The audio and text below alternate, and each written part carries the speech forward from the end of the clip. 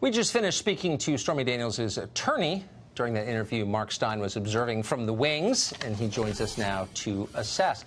So I guess what struck me about it, maybe it struck you, Mark, and I hate to attack people when they're not here, so I'm not really attacking, I'm just noting there was this undertone of moralizing, like it's unbelievable that Trump would do this, it's betraying the country. Either you get to be a libertarian on this stuff, or you get to be an evangelical on it, but you can't be both, can you?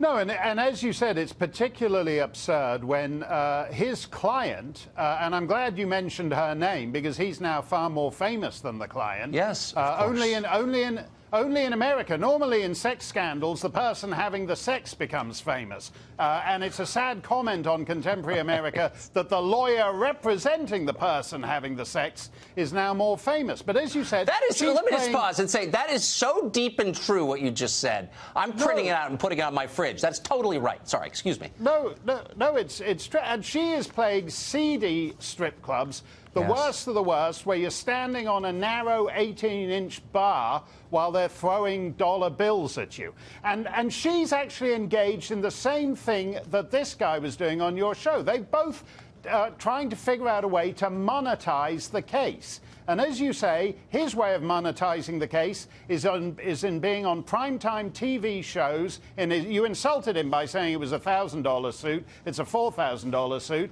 That's how well he's living. She's on those strip club bars collecting those dollar bills because I take it even if he's on a pro bono basis, she's still having to pay all the so-called quote-unquote costs.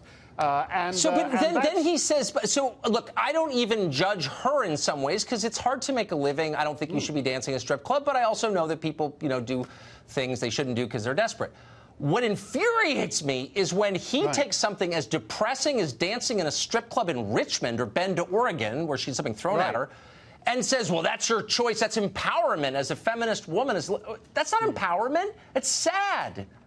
No, this is an evolution of the cliche. The cliche used to be that, you're working in strip clubs to put yourself through law school. She's working in strip clubs to put her lawyer into the White House.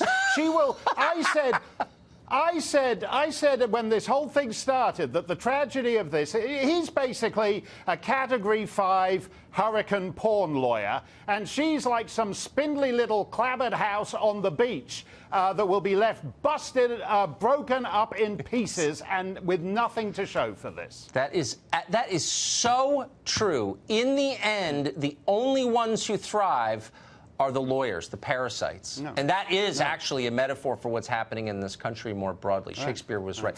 Boy, Mark, thank you very much for that.